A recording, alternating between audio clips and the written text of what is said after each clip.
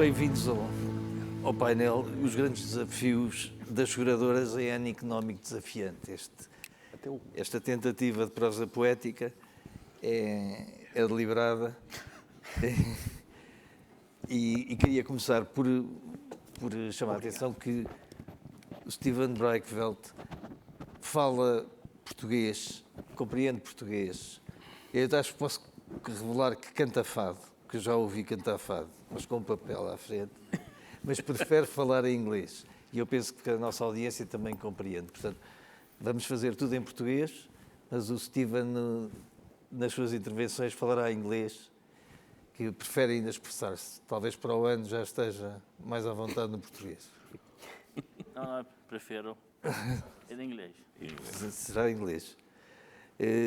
Temos connosco José Galamba de Oliveira, presidente da Associação Portuguesa de Seguradores, que representa todas as seguradoras do mercado, exceto talvez uma pequena, que tem um grande histórico em todo o seu conhecimento sobre a vida seguradora, pelo menos há 10 anos enquanto presidente. Teresa Brantas, que é CEO da Allianz Portugal, Steven Braeckveld, CEO do Grupo AGEAS Portugal, Rogério Campos Henriques, CEO da Fidelidade, e Pedro Carvalho, CEO da Tranquilidade General. E estamos a tentar compreender, falámos em vários aspectos dos seguros ao longo de todo o dia, e pronto, fomos a palavra inflação esteve quase sempre presente. Como lidar com ela, a instabilidade da própria inflação. A inflação não é uma realidade absolutamente assumida, quer dizer, não vivemos num período inflacionário, temos com picos inflacionários, estamos com taxas de juros que vão ser picos de taxas de juros elevadas, não temos a certeza que se vão manter.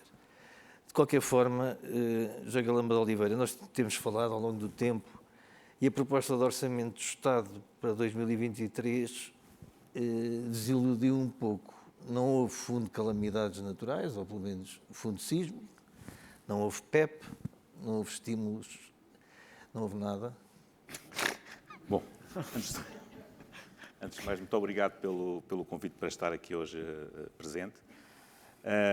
Relativamente ao Orçamento do Estado, vamos lá ver. O Orçamento do Estado também neste país peca por incluir muitas coisas que têm pouco a ver com o orçamento.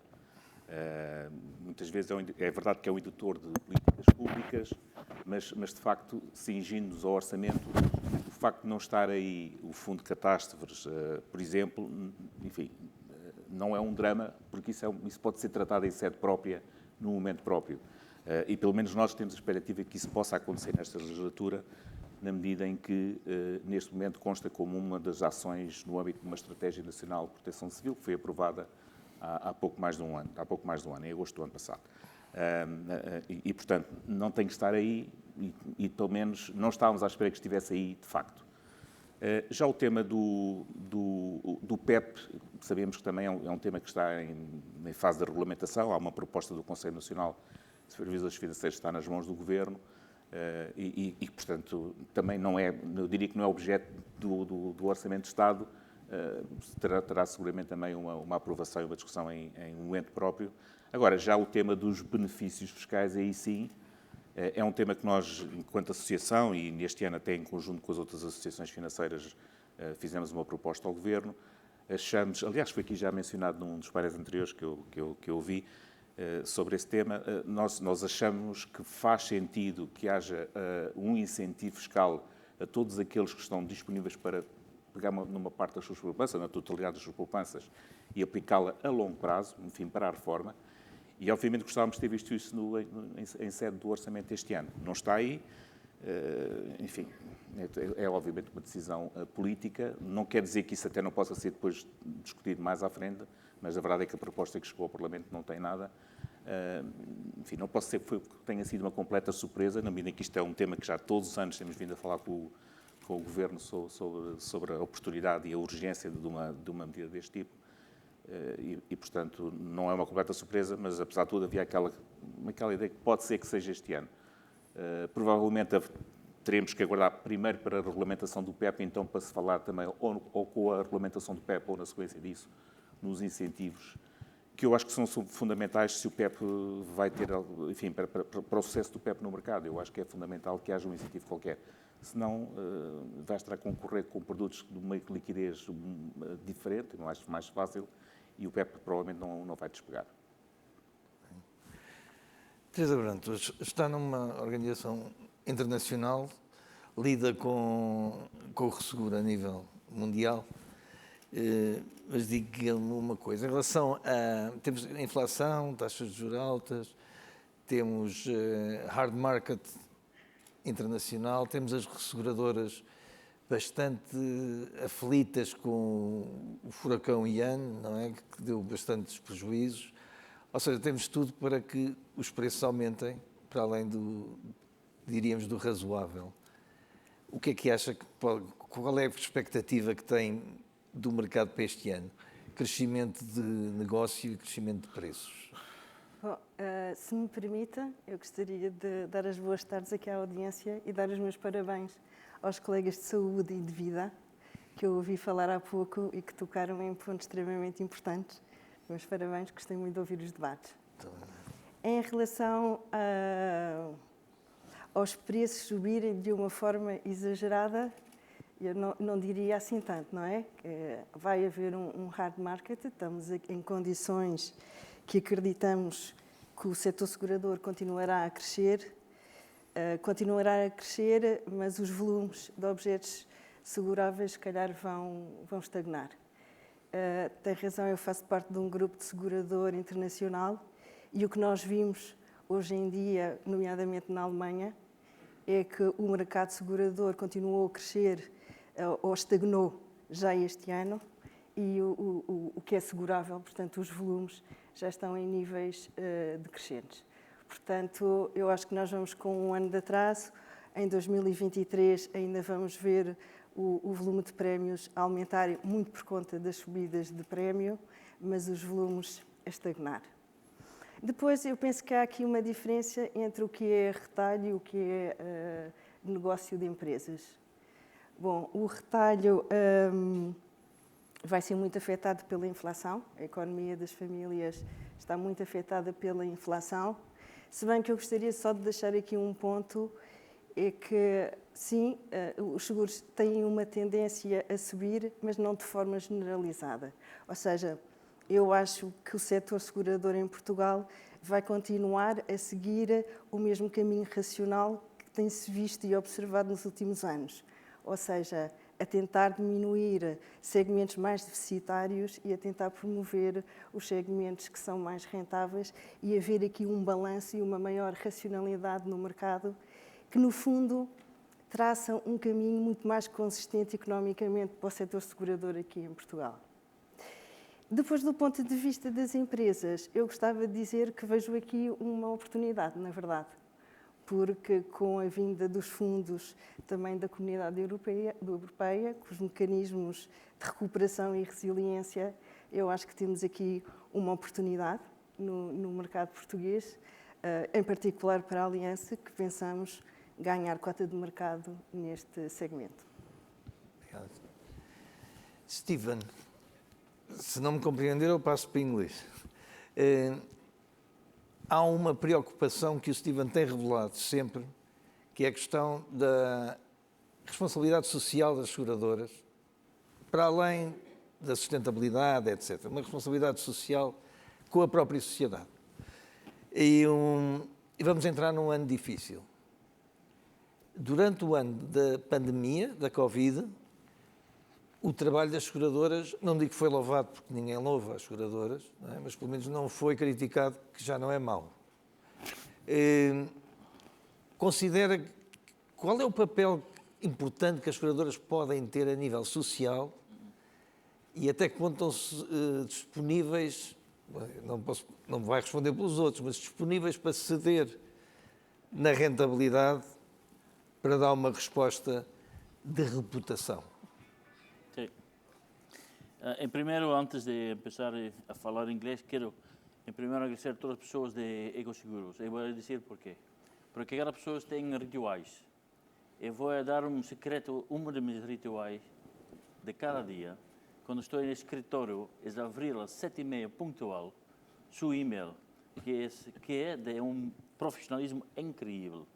Eu creio que temos que dizer, realmente é um trabalho enorme que fazem para a todas as pessoas que saber o que passa no mundo de seguros. Realmente Muito obrigado. para mim é um momento sagrado do dia, não? Para ouvir este Muito obrigado. Muito obrigado e felicidades a todas as pessoas. It's a difficult question you're asking, but there are fundamental principles you cannot deviate from. There are ethical behaviors you cannot deviate from, even if you have high inflation or low inflation. And these factors are what is the role of all our industry in society, what we have to do to people, and what we have to be for. We are already, of course, in a sector which is, and I mentioned it many times, we are not selling insurances. We're in the business of emotions. And that's a very exceptional business we're in. So you are actually in the social aspects already of the people. And you're profoundly encrusted in their daily lives. That's one fact. But where you're going to is, of course, yes, there are a lot of things we have to endeavor and we have to go much further on. We all know that if Greenland, nobody talks about it, but if Greenland melts, it's 6 meters that the ocean will raise. We don't care. We continue to live as it is. If the South Atlantic melts, it's 50 meters more. So it's going to be, so you can already calculate how high your house is. It's going to be about 60 meters that the ocean is going to raise. There are things we need to do on our buildings. We are in real estate. We have to endeavor much more passive buildings so that you have isolations. We have to implement and try to change the behaviors of our customers, because in the end, that's what it counts to. And of course, through the different foundations that we have, you have to be present and always go on. I think that it will be one of the future tasks to make it within your organizations, to have the processes, products, which goes much more into everything which is sustainability, which we're in the path of doing. And that's the role that we as insurers, all of us, will have to play. Sérgio Campos Henriques, e temos que falar também de algumas oportunidades que vão existindo. O que me parece, a Fidelidade tem insistido, e bem, quanto a mim, na questão do protection gap. Quer dizer, temos aí um imenso para se fazer, quer bens seguráveis que não estão seguros, quer bens que estão seguros abaixo do que deviam estar. Isso, num mercado normal ou numa situação económica próspera, significava a oportunidade de mercado. Mas, de qualquer forma, voltando ao problema, é um problema social também grave, porque o que se nota é que os sinistrados, depois, julgando-se seguros, depois têm surpresas francamente desagradáveis. Isto tem a ver com literacia, tem a ver com o trabalho das seguradoras, da mediação. Quem é que deve fazer essa? Muito bem. Bom, boa tarde a todos. Antes de mais, é um gosto estar aqui e obrigado pelo convite. Que já começa a ser habitual que nós encontrarmos aqui neste fórum, que passou a ser uma referência do setor e, portanto, parabéns por isso. Respondendo à pergunta, vamos lá ver, esta realidade do infrasseguro e do protection gap não é uma realidade exclusiva em Portugal, é uma realidade que existe em muitos países do mundo, com maior ou menor grau. Naturalmente, nós estamos a falar de Portugal e em Portugal, e muitas vezes isso é preciso ser dito, há uma deficiente cultura do risco. As pessoas, de facto, em Portugal, por múltiplas e variadas razões, culturalmente, até pelo papel que o Estado tem em muitas áreas, ou que as pessoas acham que o Estado pode ter em muitas áreas, as pessoas tendem a desvalorizar o risco e, portanto, há uma tendência, eu diria, muito natural a que exista esse déficit de proteção, acentuado pelo facto de que temos muitas pessoas em Portugal que vivem, e os números estão aí, não é? E são recentes, que vivem, de facto, com muito pouco rendimento. E, portanto, há um problema de nível de rendimento em Portugal, de riqueza relativa, quando comparamos com outros mercados europeus em que estamos muito abaixo, que vem provavelmente acentuar esta dinâmica de um déficit de proteção. Objetivamente, eu acho que nós, seguradoras, temos um papel a desempenhar nessa matéria, e eu diria, porque podemos naturalmente ajudar a sensibilizar, a melhorar esta cultura de risco, mas é um problema da sociedade como um todo. Eu acho que as seguradoras andam há muitos anos a dizer estas coisas e o sucesso, digamos assim, é relativo, porque não há dúvida nenhuma que o mercado tem crescido, e quando o mercado cresce, isso significa que nós temos mais proteção. E, portanto, o mercado tem crescido em múltiplas áreas, em múltiplas vertentes, e, portanto, há um caminho que já foi feito, mas há um caminho enorme a fazer. E eu acho que em Portugal nós temos o hábito de fazer de conta que não há problemas, e toda a gente faz de conta. Começamos pelo Estado e passamos para as empresas e para os particulares. Fazemos todos de conta que não há problema, que o risco é de facto inexistente e por aí fora, exceto quando há um problema. E aí, nessa altura, toda a gente se vira, e nós assistimos constantemente a situações dessas. Basta olhar para o tema dos incêndios, as pessoas dizerem: não, eu de facto queria ser ajudado, mas eu não tinha seguro, não é? E, portanto, há aqui um caminho a fazer de educação, de literacia financeira, claramente, em que nós temos um papel a desempenhar, nós, seguradoras, temos um papel a desempenhar, temos que fazer o leverage dessa, vou-te chamar, necessidade, já não é uma oportunidade, é uma necessidade. A Fidelidade tem feito algum caminho nessa matéria, temos vários programas de literacia em várias áreas, a tentar, de facto, fazer com que as pessoas percebam da necessidade. E é também um problema social, porque, ao contrário do que muitas vezes as pessoas pensam, e de facto é quase contra o pensamento vigente, mas quem mais precisa de proteção é quem tem menor nível económico, não é? Em algumas circunstâncias eu já tive a oportunidade de ter às vezes algumas conversas com as pessoas normais e dizer: olha, quem deveria ter um seguro que proteja o automóvel como um todo, com danos próprios, é quem teve mais dificuldade em comprar o automóvel, não é? Porque, de facto, é aquela pessoa que um dano no seu veículo, por exemplo, vai fazer diferença. Não é quem tem toda a possibilidade de comprar carros muito mais caros. E, de facto, há aqui um déficit de literacia e de cultura de risco que temos que ultrapassar. Acho que nós temos um caminho a fazer, a sociedade tem um caminho a fazer, as universidades têm um caminho a fazer e o Estado tem um caminho a fazer.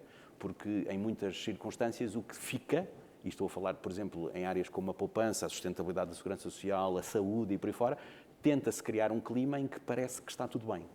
E isso não ajuda a que as pessoas tenham uma noção clara dos desafios que têm pela frente. Depois, na prática, quando nós olhamos para isto, de facto, reduzir o déficit de proteção até é, de facto, uma oportunidade de negócio. E nós também temos uma responsabilidade, se formos capazes de criar, mesmo para aquelas pessoas com menor poder económico, alguns produtos mais segmentados, mais específicos, que assegurem pelo menos um mínimo de proteção, não é? Mas sem vender gato por lebre, que é outra coisa que muitas vezes também se faz, sem vender gato por lebre, que assegurem um nível adequado de proteção para pessoas que não têm nenhuma. E depois a panóplia de oportunidades é enorme. Nós sabemos perfeitamente o déficit que existe nos capitais pouco elevados nos seguros de saúde, por exemplo, nas pessoas que não têm seguros de saúde, nos déficits de proteção que existem nos seguros de habitação, onde tipicamente há a penetração de seguro de casa é baixíssima em Portugal, nem vou falar dos fenómenos sísmicos, porque aí então é um desastre, e portanto por aí fora, não é? Ou seja, existe de facto uma panóplia de riscos que estão muito mal cobertos em Portugal. Alguns deles põem em causa a sustentabilidade da nossa sociedade, no caso da saúde e da poupança, por exemplo, que não estão a ser convenientemente endereçados, e ainda não foi possível criar o clima entre todos os stakeholders da sociedade portuguesa que permitisse levar a que as pessoas, de facto, melhorem esta percepção e atuem. Porque uma coisa, muitas vezes, é ter a percepção, outra coisa é fazer alguma coisa diferente no dia seguinte. E aí há um caminho enorme por fazer. Nós temos que fazer o nosso papel, nenhuma dúvida. Mas há outros stakeholders que têm que fazer o deles. Obrigado, Rogério. Só um pequeno à parte também. A Associação Portuguesa de Seguradores tem no seu site o simulador de reconstrução, de custo de reconstrução. Ou seja, qualquer um de nós, e claro, por curiosidade, claro que fui lá, ver quanto é que custaria reconstruir. À partida, o valor que lá tiver, aquilo é muito fácil de preencher, o resultado é imediato e, à partida, será o valor do património segurável, não é? De reconstrução do património. De reconstrução do património. Portanto, avaliando ali a casa com base naquele simulador, que recomendo, digamos que as companhias de seguros vão ficar descansadas. Bom, aquilo surge porque nós detectámos de facto que havia alguma confusão na hora de que alguém estava a fazer um seguro, enfim, para incêndios ou multirriscos sobre a sua habitação, de qual é que era o valor que lá devia estar. Para algumas pessoas até começaram a pensar que era o valor com que pagaram a casa. Aquilo não é o valor comercial, aquilo é o valor de reconstrução da casa. E aquilo, portanto, é uma ferramenta que pensámos e desenvolvemos isto com a ajuda da Academia, portanto, teve um conjunto de professores do Estudo Superior Técnico envolvidos na criação do modelo, e a verdade é que o resultado final ficou bastante interessante, e aquilo dá uma perspectiva. Obviamente, depois, se alguém quer ajustar para cima e para baixo, porque tem materiais de mais qualidade, tem um mármore de Carrara em sua casa, se calhar quer fazer um ajuste para cima no capital seguro, poderá fazê-lo. Mas é uma referência que permite, por um lado, em que o capital do seguro de uma habitação esteja mais ou menos alinhado com a realidade. E, infelizmente, o que se passa hoje em dia, em muitas situações, é que esse capital é francamente insuficiente. A questão do infraseguro está muito presente no seguro de habitações. Obrigado. E, portanto, é uma ferramenta, é um simulador que está disponível para a sociedade, qualquer um pode fazer essa simulação.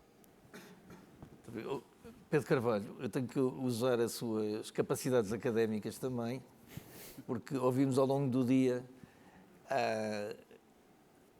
a grande questão era como é que evoluiria o setor segurador em 2023, tendo em consideração o contexto macroeconómico. O costume diz que os ramos não vida vão evoluir com o PIB, ou seja, não é grande coisa, já estão abaixo da inflação. Os ramos de vida ninguém sabe, não é? Ninguém sabe. Pedro, como é que vê as suas previsões? O que é que põe é uma pergunta que eu lhe faço sempre, o que é que pôs no seu orçamento para 2023? Antes de mais, boa tarde a todos. Obrigado, Francisco, pela pergunta e obrigado pelo convite. Se calhar vou usar um bocadinho mais tempo do que é suposto, mas depois não me faz mais nenhuma pergunta e eu, como estou aqui no fim, se não houver tempo, corta-me, já não tenho direito a falar mais, porque a pergunta não é fácil. Se eu pensar no que é que estes 2, 3 anos estão a alterar de forma estrutural que vai afetar o setor, a indústria financeira e o setor segurador, em particular, eu diria que tem muito a ver com o preço do dinheiro. Não estou ainda a falar da inflação, que também vai ser muito importante, mas porquê? Porque a partir dos anos 60, o mecanismo de fixação do preço do dinheiro, a taxa de juro, é essencialmente, e foi sempre determinado pelos bancos centrais, fossem país a país, depois o Banco Central Europeu a partir de 92, enfim, independentemente dos Estados Unidos e do Banco de Inglaterra, enfim. Portanto, foram sempre os bancos centrais, de forma independente, ou mais ou menos independente, vamos pôr a coisa assim, que definiram o preço do dinheiro. Nós, nos últimos 2 anos, estamos a andar aqui de emergência em emergência, mas em outras emergências que houve, não se alterou a forma como se definia o preço do dinheiro. Hoje alterou. Porquê? Porque nós temos os Estados, através de pacotes de emergência, a injetar dinheiro na economia, portanto, a alterar o preço do dinheiro, através de garantias, só para dar aqui um bocadinho de noção, nos últimos 2 anos, não há dados de 2022, já há dados do primeiro trimestre, mas na Alemanha, que é uma economia relativamente forte, 50% dos empréstimos têm garantias do Estado. Em França, 70%. A Itália, 100%. 100% dos empréstimos empresariais têm alguma garantia do Estado. Portanto, e isso é uma forma do Estado injetar dinheiro na economia e de alterar e adulterar a forma como os bancos centrais controlam a inflação e definem o preço do dinheiro. E o que é que estamos a assistir? Estamos a assistir a bancos centrais muito nervosos, que não conseguem ou têm alguma dificuldade em controlar a inflação, ou imensa dificuldade em controlar a inflação. Eles apertam mais, apertam a economia e os governos nem sequer perguntam, ninguém vai perguntar ao Banco Central Europeu se pode lançar um pacote de emergência ou não. Esta situação já ocorreu no pós-guerra, na Segunda Guerra, e criou uma instabilidade enorme nos mercados financeiros e na indústria financeira. E eu julgo que podemos esperar, e não é necessariamente isso que eu tenho no orçamento, porque, enfim, o nosso orçamento é só para 1 ano e depois Mas eu julgo que podemos esperar durante mais do que 2, 3 anos uma situação em que vamos ter inflação acima das taxas de juros por causa da intervenção dos governos que, de emergência em emergência, vão ter que fazer coisas e que, neste momento, politicamente se sentem à vontade pela Comissão Europeia, portanto, para o poder fazer. Não sei se isso vai mudar em algum momento. E vamos ter, e isso vai ter consequências nas seguradoras, a vários níveis. A inflação, que eu julgo que foi aqui bem mencionada, a inflação vai continuar a pôr enorme pressão nas responsabilidades de longo prazo das companhias, que vão ter que reforçar as suas provisões para as responsabilidades de longo prazo, não é? Sejam incapacidades, assistência vitalícia, enfim. Isto em termos de reservas, de balanço. Em termos operacionais, no dia-a-dia, enfim, os preços a que podem praticar a proteção para os seus clientes e para o mercado como um todo, também vão ter que refletir isso. Em paralelo, na componente de poupança, vamos assistir a alguma imprevisibilidade, ou seja, vai ser muito difícil as seguradoras aferirem que tipo de produtos é que podem oferecer, com proteção, ou seja, com garantias, ou taxas ou sem garantias, e vão ter muita dificuldade em ter produtos que a prazo se traduzam em ganhos reais económicos para os seus clientes.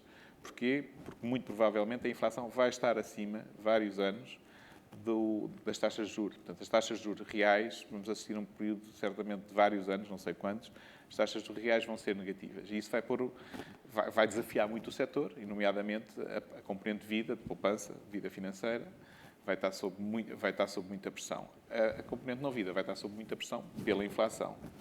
E enquanto, pois há um fenómeno que é um ciclo vicioso que vai fazer com que em vez da inflação, os bancos centrais aumentam novamente as taxas de juros e, enfim, as subidas de taxas de juros a longo prazo têm um efeito positivo no rendimento das carteiras de investimento das seguradoras, mas no imediato desvaloriza profundamente os ativos. E, portanto, temos de um lado os ativos a descerem de valor, os nossos passivos a subirem de valor e portanto, é uma equação que é muito difícil de quadrar. Isto também vai criar uma pressão sobre a solvência dos grupos seguradores em todo o mundo e certamente também em Portugal. Vai criar alguma pressão para o qual eu julgo que já estamos bastante mais preparados do que no passado, mas que pode não ser despiciente de todo. Enfim, eu costumo dar um exemplo que as pessoas julgam o resultado da companhia foi bom, está a correr bem. Sim, isto é como uma pessoa que ganha um salário de 50 mil euros. É um bom salário. 50 mil euros, as coisas estão a correr bem, mas o que é que ele tem acumulado ao longo da sua vida? Ele tem acumulado o seu património, os depósitos bancários e a casa. A casa, vamos imaginar que uma boa casa vale 700 mil euros. E tem um empréstimo ao banco, que são 500 mil euros. O que aconteceu neste momento ao setor segurador foi que a sua casa, não é? Que os seus ativos desvalorizaram, em vez de 600 ou 700 mil euros, passaram a valer 500 ou 400, e a dívida ao banco, em vez de desvalorizar, também subiu.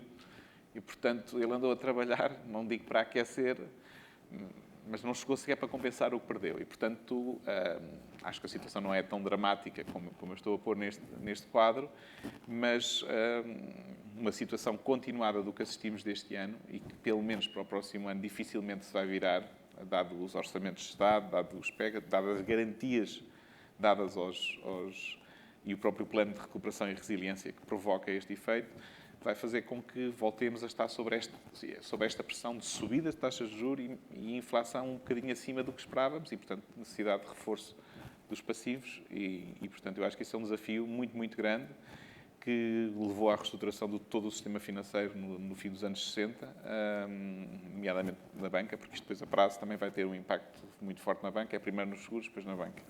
Enfim, e acho que roubei demasiado tempo, portanto, obrigado a todos.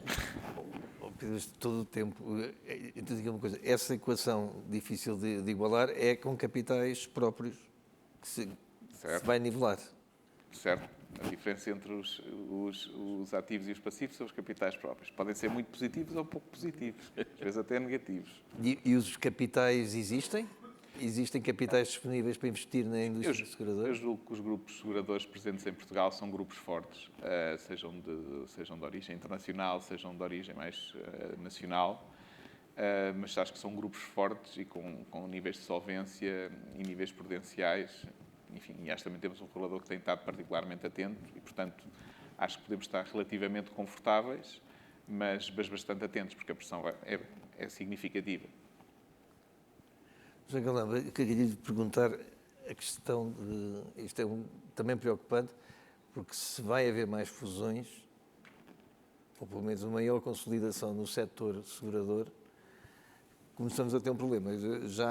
Já existem queixas da parte de corretores, em que, para certos riscos, já há poucos candidatos, poucas seguradoras portuguesas que vão.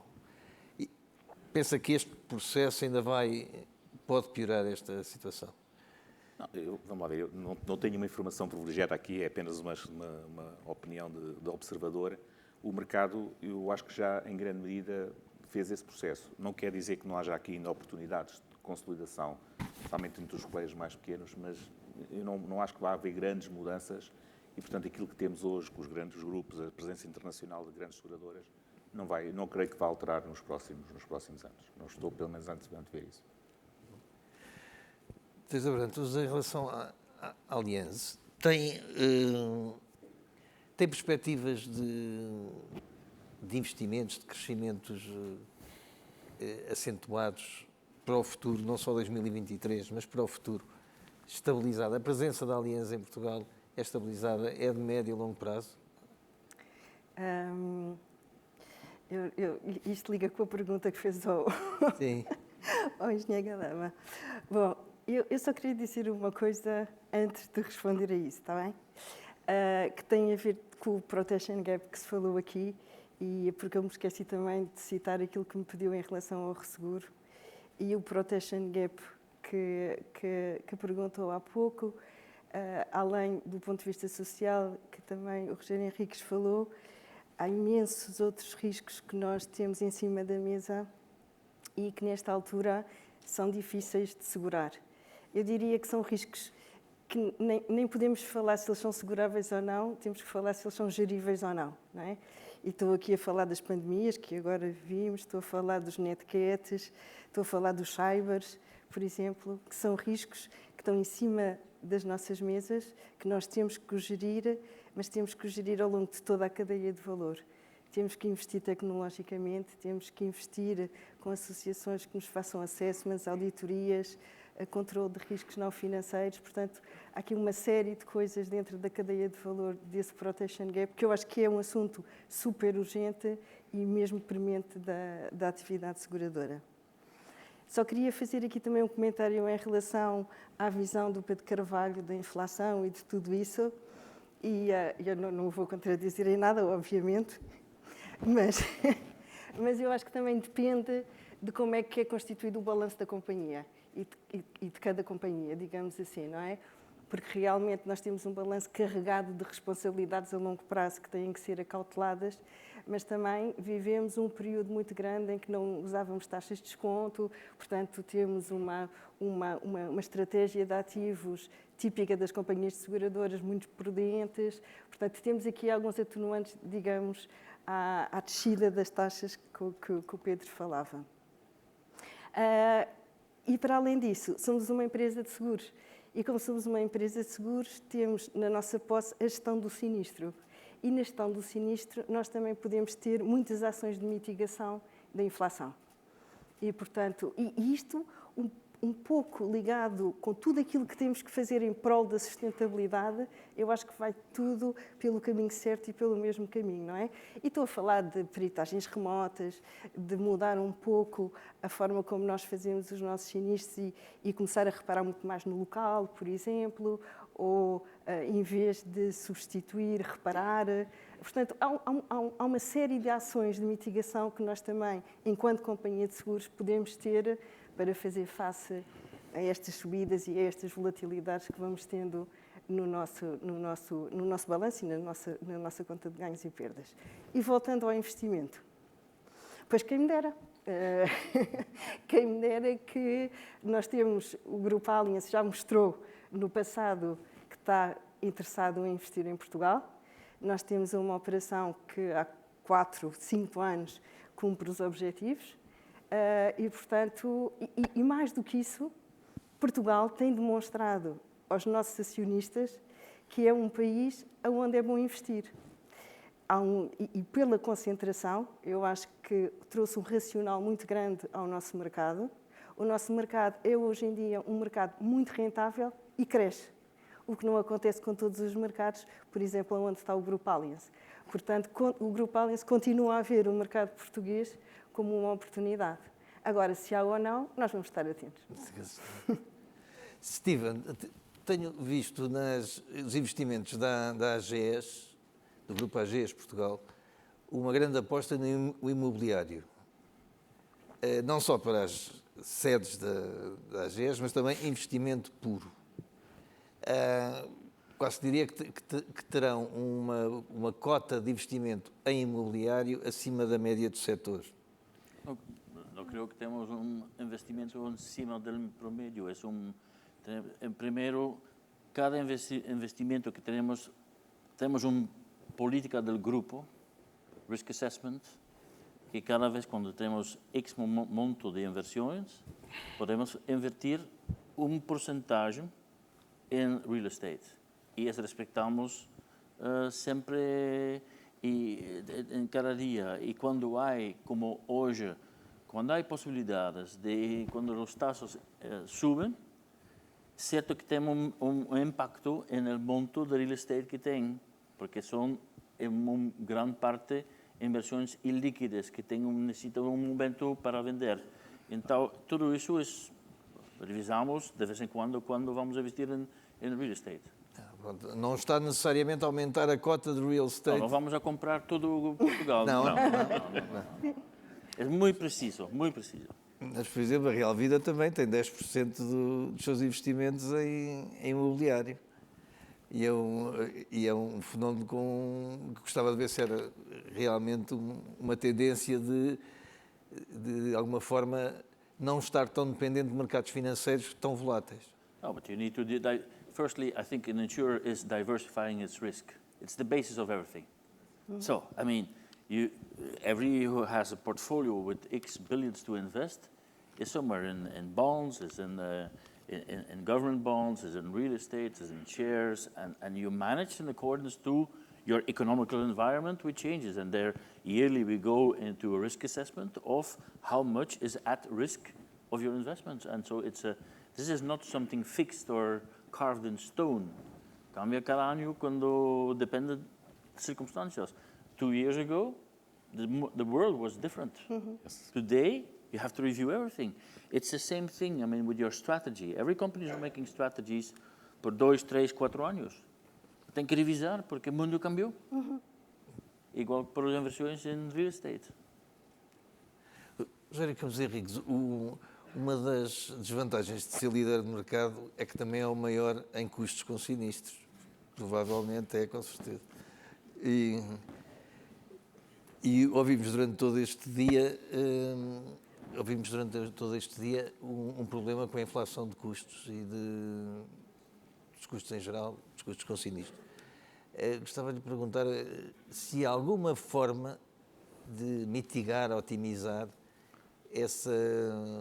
o facto de ter um bolo de custos com sinistros elevado. Estou-me a lembrar, por exemplo, deve ter provavelmente a maior percentagem de carros elétricos na carteira de automóvel, que é um dos problemas que existe com os sinistros. Tem com certeza todo o setor automóvel, tem acidentes de trabalho também complicados, todos estes custos com sinistros estão a refletir imensa inflação. Há alguma forma de gerir a inflação nos custos com sinistros de uma forma melhor? Bom, eu por acaso recordo-me de um evento anterior, de um fórum que tivemos, onde eu por acaso levantei a questão, há uns anos, já foi, penso que é o ano passado ou ainda antes, de que, de facto, estávamos a começar a sentir uma clara inflação nos custos com sinistros e que isso, naturalmente, iria ter impactos no setor como um todo. Eu acho que nós estamos todos a viver, e, portanto, nem vale a pena entrar em muito detalhe, é evidente que estamos a viver uma inflação também nos custos com sinistros, porque aquilo que é, no fim de contas, os custos de reparação, os custos das peças de automóveis, todos os custos associados a um sinistro estão a aumentar. Nós temos que, de alguma forma, fazer aquilo que sempre temos feito, que é tentar gerir os sinistros da forma o mais eficiente possível e, de alguma forma, tentar mitigar estes aumentos de custos na medida do possível, como forma de minorar os impactos que este tema tem. Isto não é um tema novo. Eu acho que, ao longo dos anos, a indústria tem vindo a evoluir na eficiência na gestão dos sinistros e, portanto, é algo de absolutamente natural. Nós, hoje em dia, usamos muito mais tecnologia na gestão, estamos muito mais perto dos clientes, acompanhamos muito mais de perto a situação específica de cada cliente e isso, curiosamente, poupa dinheiro no fim. Quando nós gerimos um sinistro mais rapidamente do que fazíamos há 3 ou 4 anos, o sinistro sai-nos mais barato do que se nós eventualmente demorássemos mais tempo. E, portanto, a eficiência na gestão do processo é fundamental para nós ajudarmos a mitigar e depois, naturalmente, temos que encontrar formas criativas de não sermos tão afetados pelo tema dos sinistros. Porque, na prática, nós estamos a fazer isto em nome dos nossos clientes. Quando os nossos custos com sinistros sobem, naturalmente, depois o impacto, muitas vezes, é que vamos ter que subir os prémios mais à frente. E, portanto, é quase uma responsabilidade da nossa parte nós sermos tremendamente eficientes e procurarmos mitigar os efeitos da inflação na nossa cadeia de valor para podermos ter melhores prémios e, portanto, prémios mais adequados, mais acessíveis para os nossos clientes. Isso faz parte, digamos, da nossa visão de negócio. Portanto, não há aqui nada de absolutamente diferente. Há mais pressão e nós estamos todos a gerir esse tema da mesma maneira. Mas eu já agora, se não me permite, eu tenho que dizer uma coisa que me parece relevante. Porque nós estamos aqui a certa altura com um ambiente que até parece um bocadinho carregado. Não é?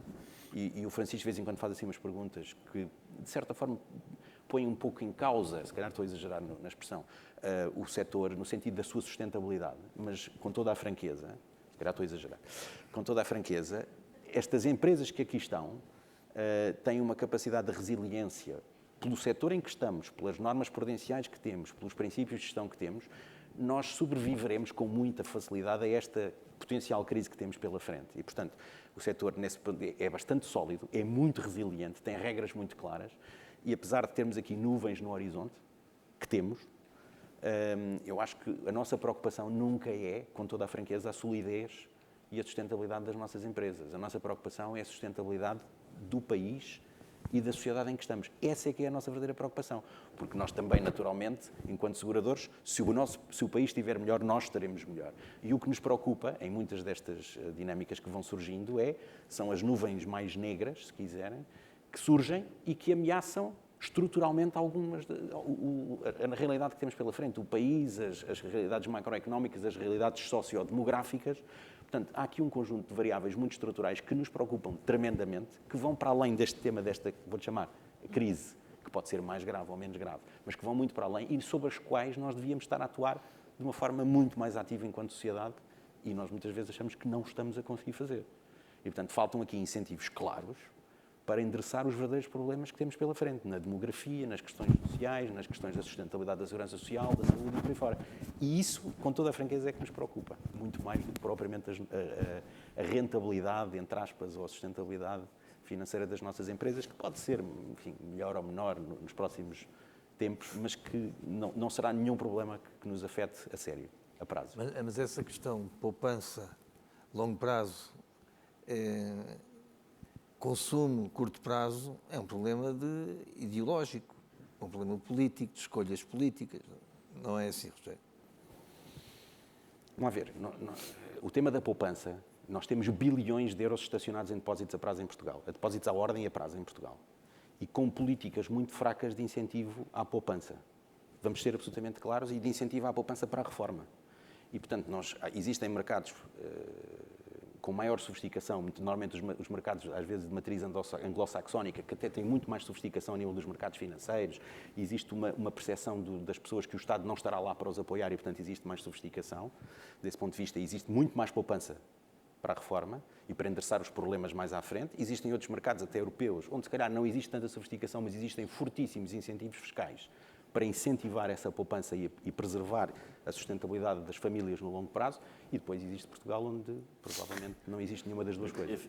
If I may add to that, and I totally agree with you, I mean, this is year after year after year that we're saying the same thing.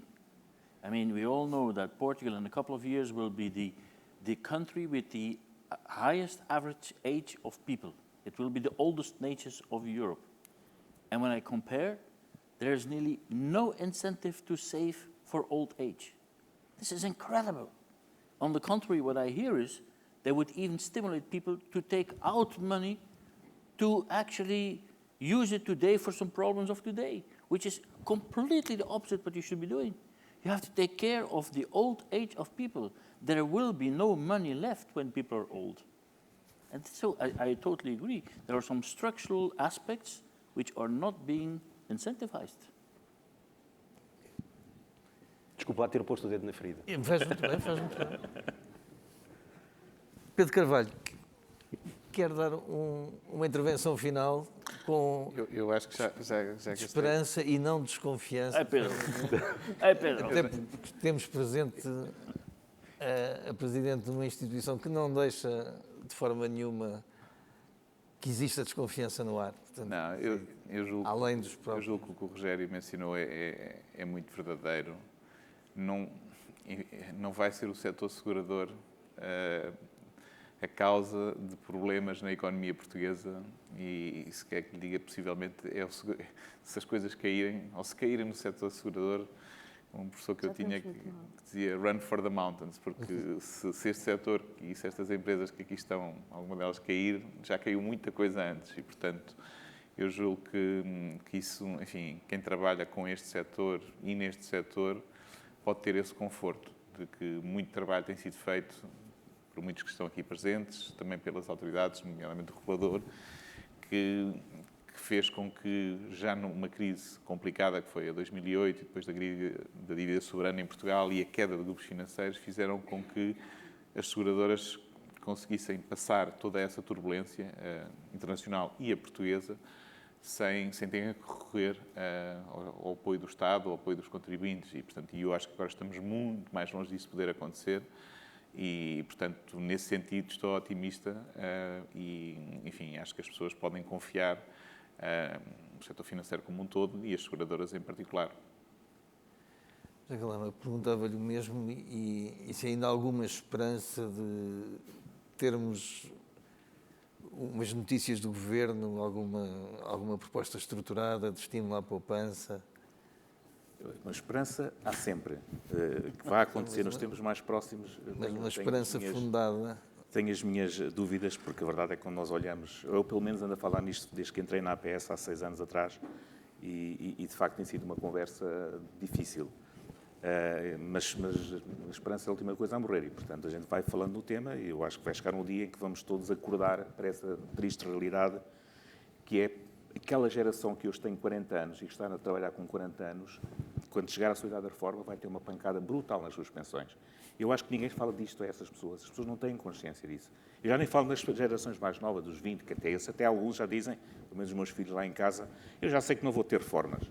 Esses já estão a assumir, mas aquela dos 40 anos ainda acha que vai lá haver muito dinheiro para manter o nível de vida que têm hoje. Isso, infelizmente, acho que não vai existir. Mas, portanto, há aqui uma tarefa que é nossa e da associação e minha, quando ando também em fóruns como este, que é ir alertando para a necessidade de pouparmos todos, mais enquanto sociedade, mas são necessárias políticas públicas para incentivar isso. Porque a verdade é que, como alguém dizia, quando alguém acorda de manhã e tem dinheiro disponível na conta, é sempre mais fácil consumir do que dizer que vou poupar. Portanto, nós estamos sempre aqui numa situação difícil de concorrência entre a poupar num produto para potencialmente estar a gastá-lo daqui a 15 ou 20 anos, ou consumi-lo agora e ter o benefício desse consumo imediatamente. Nós vivemos numa sociedade muito imediatista e, portanto, nós somos incentivados a consumir diariamente com as publicidades e com as redes sociais e todas essas coisas onde nós nos conectamos. E agora ainda por cima é comprar hoje, porque amanhã vai estar mais caro. E agora, A inflação. porque essa é uma realidade. Nós estamos, de facto, a viver uma realidade nova com esta crise, que eu acho que ela vai durar mais que um ano, portanto vai ser 2013 e provavelmente 2024. Nós vamos ter uma situação que é muito diferente daquela crise que vivemos nos anos de 2012, 13, 14, e com a entrada da Troika, que foi muito difícil para muita gente. Nós, neste momento, estamos numa situação em que há mais gente empregada, de facto temos uma situação praticamente de pleno emprego, mas é uma situação nova. Muitas destas famílias não sabem o que é gerir com a inflação e que, previsivelmente, vão ter aumentos salariais abaixo da inflação nos próximos anos e, portanto, vão tendo um corte nos seus rendimentos disponíveis. E isso é uma realidade nova para as famílias, mas também para as empresas. Muitos dos gestores que estão hoje a gerir empresas têm que lidar com uma nova variável, que é a variável de inflação, nos seus modelos de negócio, nas suas cadeias de valor e etc. Portanto, há muita incerteza pela frente. Eu acho que, como aqui já foi dito, o setor segurador é um setor que está sólido. Já na outra crise e nas crises anteriores mostrou enfim, pela sua natureza focada na gestão do risco, está sólido, é um setor resiliente e, obviamente, vai estar aqui pronto também para apoiar quem precisa, na medida das suas possibilidades, mas mais uma vez, com rácios de solvência e rácios de capital, com capitais próprios sólidos para enfrentar a crise e esperar, pelo menos tenho sempre esta visão otimista, de que isto são ciclos económicos. Vamos entrar num ciclo económico difícil, não sabemos quanto tempo vai demorar, mas virá um outro ciclo económico positivo daqui a uns tempos e estaremos cá preparados depois para, nessa altura, também surfar essa onda. Teresa também é otimista ou realista? Eu costumo ser realista. Não, mas eu só queria aqui dizer uma coisa, porque no primeiro painel falou-se muito na incentivação e na poupança, o importante que é isso, e os nossos colegas abordaram o assunto com imensa profundidade. Portanto, nisso eu já não vou tocar mais, mas há aqui um aspecto que eu gostaria de tocar, que é, depois de termos acumulado a poupança, e como o Steven dizia, vamos ser uma população que vamos viver muito, como é que vamos gerir essa acumulação de poupança? E aí entra o tema da longevidade, das pensões e por aí fora, que é outro tema que eu acho que nós também temos que tocar e que gerir, e que conseguir gerir. Outro tema que eu acho que também é profundamente importante tem a ver com os fenómenos da natureza e os limites que daí advêm e às vezes a nossa incapacidade de conseguir fazer um preço que seja pagável, não é? Porque às vezes é realmente muito grande, temos que pagar as resseguradoras e não temos nenhuma pula de riscos catastróficos, como por exemplo têm os nossos colegas espanhóis, não é? E que já ajudavam muito. Pronto, e para terminar, a única coisa que eu queria dizer é que com crise ou sem crise nós vamos continuar a fazer o nosso trabalho. Acho que vamos continuar a assumir as nossas responsabilidades e, como diziam os meus colegas, fundamentalmente a contribuir para uma estabilização da economia. Steven, 2023, o que vai ser? Well, normally they say that an optimist is a pessimist who doesn't have the right information. So, I mean, I will tell you what I always say when I meet the agents, and then you can conclude if I'm an optimist or not. I tell all the agents that if I would believe in reincarnation, if that would be the case, and I have the choice to go back in the world wherever I am, firstly I would choose Portugal for the country, and then as a job I would definitely be reincarnation of an agent of insurance in Portugal. And I'm always saying that because the opportunities are incredible.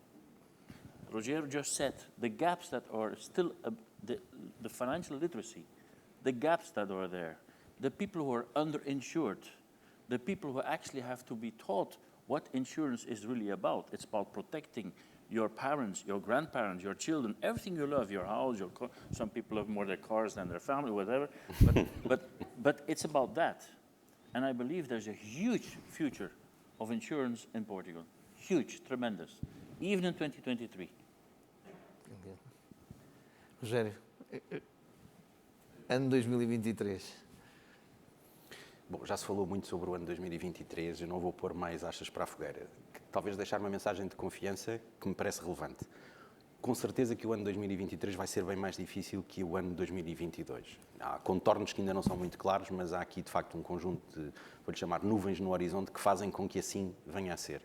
Eu acho que o nosso papel mantém-se como seguradoras e eu acho que o setor tem feito um caminho enorme a esse nível. Hoje em dia temos uma percepção por parte da sociedade e dos clientes que é muito melhor do que aquela que existia há alguns anos atrás.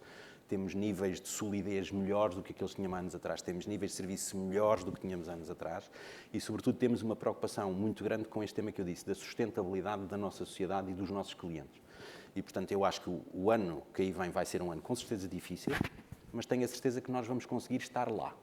Quando as pessoas precisarem, da mesma maneira que, de certa forma, se fez durante a pandemia.